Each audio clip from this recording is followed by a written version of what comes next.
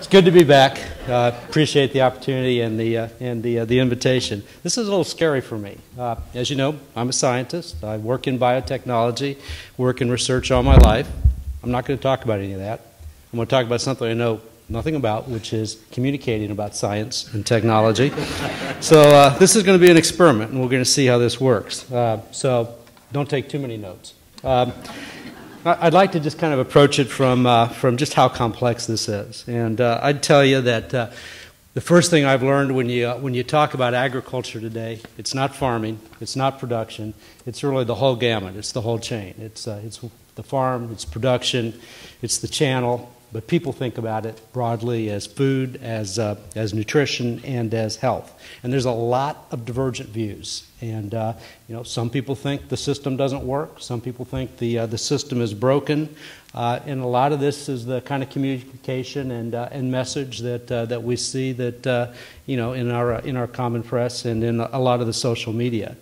I think there's a different view, and the one that I think is really part of the story and part of the opportunity for communication, and that's the story that says that American farmers and ranchers produce the the safest, the most abundant, the most affordable food supply the world has ever known, and they do that using actually less land, less water. They do it with less inputs and fewer emissions than their parents and grandparents did. It's the part of the economy that directly or indirectly contributes to almost 25 million jobs. And it's probably the sector, certainly the last several years, that's been a key component of our economic engine. You know, over $100 billion of exports just this last year. And I think what's interesting, and the part that I want to get to, is that these two views actually emanate out of that same look at where we're at, and kind of reflects the dichotomy and the divergence in thinking. And maybe this is the easiest way that I can come to explain it. And I think a lot of what we see and a lot of what we hear and a lot of the different views and perspectives comes from the fact that this industry has been tremendously successful by any measure. When my grandfather farmed in Illinois back in the 20s, in this state, 60% of the folks farmed. Today, it's less than 1%. And you know, that creates the whole nostalgia and gap. And as pointed out, that gap will continue to increase as most of the population is urban. It creates a lot of sound bites because there are a lot bigger farms, because most people aren't farming anymore, and that's an outcome of this. And also the productivity. I mean, you know, the gains driven by technology, driven by innovation, have created that opportunity. But the fallout, of course, is that it is a much smaller voice. You know, to be generous, you've got 2% of the population directly involved in farming, and the other 98% increasingly detached and less familiar. And I think it's that gap between the city and the farm, between the perception and the reality, that gives rise today to some of the divergence in views that we face today. And I think that really speaks to the opportunity from a communication perspective. Now, I wasn't quite honest with you when I started. I am a technology guy. I just got to make the point.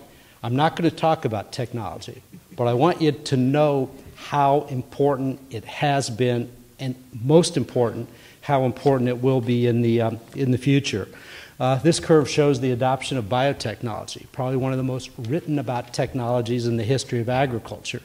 You can see the new data that just came out last week.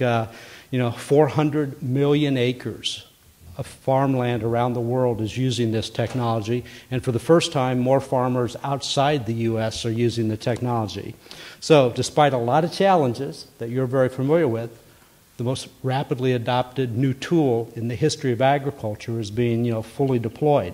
And that's because farmers everywhere, farmers in the U.S., farmers outside the U.S. are just like all of us. They want the best tools, they want the best technologies, they want to drive their profitability, they want to drive the efficiency of their operations, and that's very natural. So there's no doubt that technology has been a key.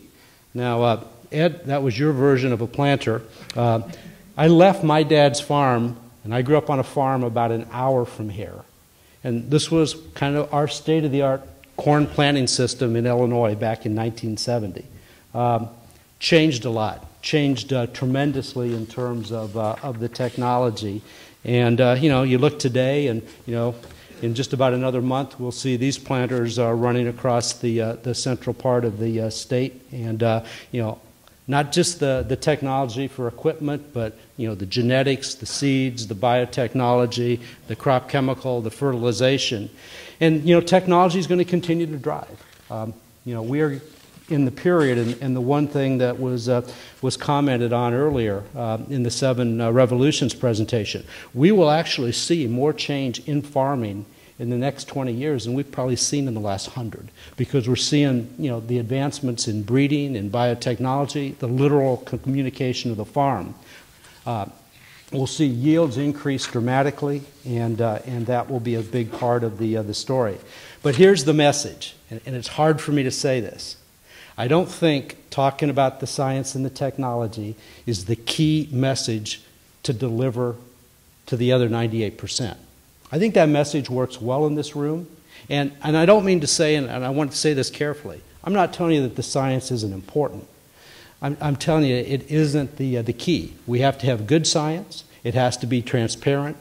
But the key, I think, to communication more broadly is reaching out to that other 98%. So, and here's my logic. I really, and I've done this for 30 years, I don't think you communicate effectively when you're trying to explain to somebody how a gene works. I don't think you communicate effectively when you're talking about exactly how the EPA, the FDA, or the USDA, you know, regulates the production of a new seed. And the point is, you know, think about this on an iPhone. How many of you really understand how that electron moves from one chip to the next? How many of you care about that? Right? You know, or how the FCC determines that mobile device and the electromagnetic radiation is safe. Do you want to have that conversation? My point is, it isn't the how. I think it's the what, and it's the benefit. And really, it's the personal benefit. And it's that decision that each person makes. And I think the key for us is the communication more broadly about what is the direct consumer benefit of having, you know, the world's safest food supply or abundant food security for the future. And I think that's the absolute key. And I think, you know, that's really where it comes to celebrate, you know, the successes and benefits of the industry.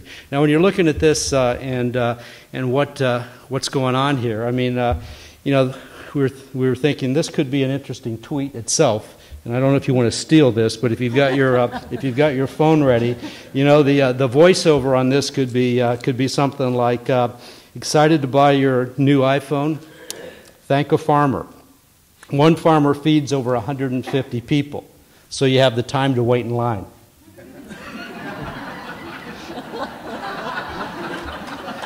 And Americans spends less than 10% of their disposable income on food, so you also have the money to buy it, all right? So that's something to think about. Look, you guys got enough of this information on the demographics, and you know it's pretty dull sometimes. It's a little bit like death and taxes, and I haven't seen too many people get excited about it. I get excited about it because I live in a world that says, you know, when you add the growth in population, the 7 billion going to 9, when you think about the billion to 2 billion consumers across Asia and Africa that are going to join the middle class and have a more prolific appetite for more and better diets, the scientific challenge that I wrestle with every day is how are we going to double food production to meet that demand? And I think it's one of those great problems of the commons, just like how are we going to have energy security, how are we going to deal with climate change.